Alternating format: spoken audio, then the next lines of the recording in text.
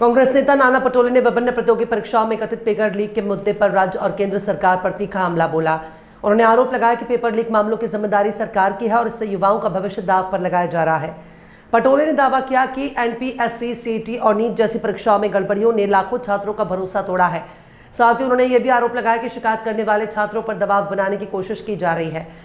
दादा भूसे के इस्तीफे की मांग पर प्रतिक्रिया देते हुए नाना पटोले ने कहा कि केवल किसी एक मंत्री के जिम्मेदार ठहराना पर्याप्त नहीं है। उनके अनुसार पूरी राज्य सरकार को इस मामले की जवाबदेही लेनी चाहिए। उन्होंने दावा किया कि विधानसभा में पेपर लीक नहीं होने का भरोसा दिलाया गया था, लेकिन बाद में सामने आए घटनाक्रमों ने सरकार के दावों पर सवाल खड़े कर दिए।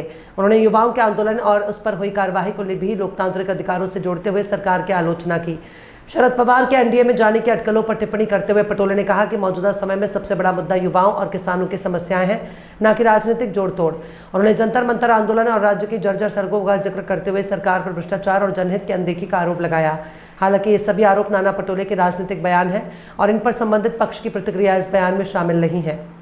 फास्ट ट्रॅक सुनावणी झाली पेपर फुटीची, सीबीआयचे वकीलच पोहोचलेले नाही पहिल्या दिवशी। पेपर फुटीमध्ये स्वतः केंद्रातलं सरकारच त्याला जबाबदार आहे।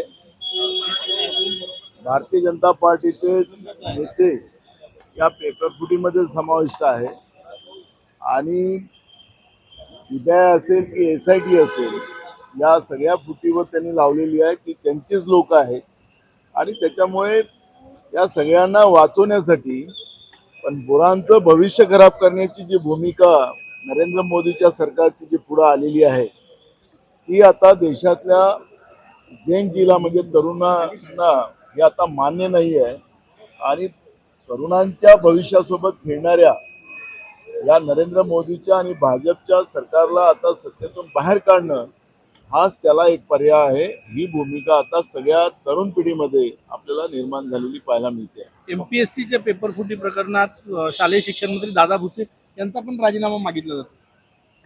खरं तर फडणवीसांचाच राजीनामा मागितला पाहिजे।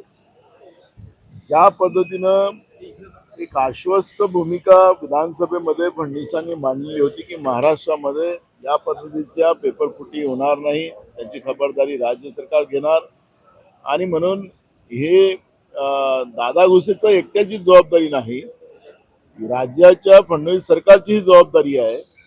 एमपीएससीच्या परीक्षेमध्ये ज्या पद्धतीनं जो पेपर एका निरीक्षक पदाच्या याच्यामधला जो पेपर होता तो व्हॉट्सअपवर त्याला पेपर फोडण्यात आला आणि त्या पद्धतीची एक तक्रार झालेली आहे। त्या ज्या दोन मुलांनी तक्रार केली त्या तक्रारकर्त्यांवर आता सरकारने दबाव आणण्याचं काम सुरू केलेलं आहे। आपलं पाप लपवण्याचा प्रयत्न जेव्हा सरकार करते, याचा अर्थ सरकार या सगळ्या घोटाळ्यामध्ये जबाबदार आहे हे त्याच्यातून सिद्ध होते। पेपर सुद्धा फुटल्याची चर्चा आहे, 45 गुण असणाऱ्यांना 200 मार्क मिळाल्याची चर्चा आहे, कुठतरी ऑडिओ क्लिप व्हायरल होतात। मी मगाशी म्हणालो की सीईटीचा असो, एमपीएससीचा असो, नीटचा असो, हे जेवढे काही परीक्षा आता जेव्हा घेतल्या जातात आहेत त्या परीक्षामध्ये या सगळ्या तरुणांच्या भविष्याबरोबर खेळण्याचा जो प्रयत्न सरकारने सुरू केलेला आहे तो आपल्याला निदर्शनास आलेला आहे। त्यामुळे जेवढ्या या परीक्षा ज्या भविष्याच्या दृष्टिकोनातून तरुणांच्या होतात आहेत त्यांना बर्बाद करणं, त्यांना उद्ध्वस्त करणं, जसं शेतकऱ्यांना त्यांच्या जीवनातून उद्ध्वस्त केलं तसं तरुणांना सुद्धा त्यांच्या जीवनातून उद्ध्वस्त करायचा निर्णय, संकल्प भारतीय जनता पार्टी आणि नरेंद्र मोदी आणि भाजपच्या सगळ्या सरकारने केलेला आहे। शरद पवार एनडीए सोबत जाण्याच्या परत चर्चा सुरू झालेली आहे।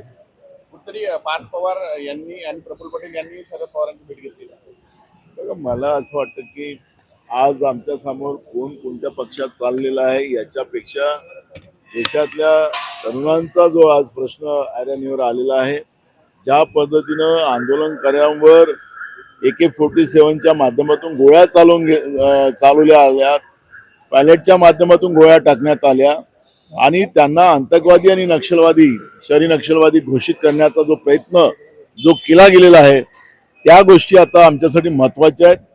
शेतकऱ्यांनी आंदोलन केलं तर त्याला आतंकवादी म्हणायचं, आंदोलनजीवी म्हणायचं, तसंच आता तरुणांना सुद्धा त्या पद्धतीनं आतंकवाद आणि नक्षलवादी म्हणण्याचा प्रयत्न जे सरकार करतंय ते आमच्यासाठी महत्वाचा प्रश्न आहे. दिल्लीत जे सीजेपीचं आंदोलन झालं होतं त्यामध्ये गुन्हे सुद्धा दाखल झालेले आहेत, ते मागे घेण्याची मागणी होत आहे. दुसरीकडे पोलिसांनी जी चौकशी केली त्यामध्ये 2800 पेक्षा जास्त जे आहे सराईत गुन्हेगार, गंभीर गुन्हे असणारे लोक समाविष्ट झाल्याची चर्चा आहे. त्याच्यामुळे मागणी होत आहे की गुन्हे मागवावे. आपण या सगळ्यांचं काय? खरं तर नरेंद्र मोदीच्या सरकारवरच गुन्हे दाखल झाले पाहिजे. हे आंदोलन त्यांच्या चुकीमुळे झालेलं आहे. पोरांच्या भविष्याशी खेळण्याच्या परिणामामुळे देशभरातल्या तरुणांनी त्या ठिकाणी जंतर मंतरवर एकत्रित आले.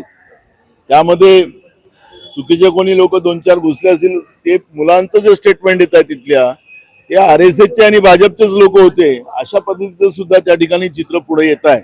त्यामुळे त्या आंदोलनाला काळीमा लावण्याचा प्रयत्न RSS आणि भाजपकडून झाला असा आरोप मोर्चेकरी जे आहेत ते त्या ठिकाणी सांगतात आहेत. शरद पवार एनडी के साथ जाने की चर्चा फिर से शुरू हो गई है। कांग्रेस के नेता के नाते क्या कहेंगे? देखो, हमें आज वो इशू हमारे लिए महत्व का नहीं है कौन कौन से पार्टी में जा रहा है आ रहा है। आज हमारे देश के बच्चों के भविष्य के साथ नरेंद्र मोदी की सरकार जिस तरह से खिलवाड़ कर रही है, उनका भविष्य बर्बाद कर रही है और उनके ऊपर उनको आतंकवाद और नक्सलवादी ऐसा होने का आरोप लगाकर उनके ऊपर गुन्हे दाखिल कर रही है। AK-47 से उनके मोर्चे में उनको AK-47 से गोलियां मारी गई है, पायलट से गोलियां मारी गई है। ये इशू हमारे लिए महत्व का है और ये इशू को हम लेके आगे लड़ेंगे।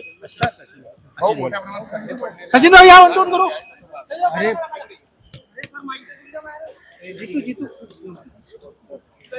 आज आपण पाहतोय की महाराष्ट्रामध्ये प्रत्येक भागामध्ये रस्ते विकासाच्या नावाने जे सरकारने जो भ्रष्टाचार केलेला आहे तो आता आपण पाहतोय गड्डेच गड्ड्याचा महाराष्ट्र झालेला आहे।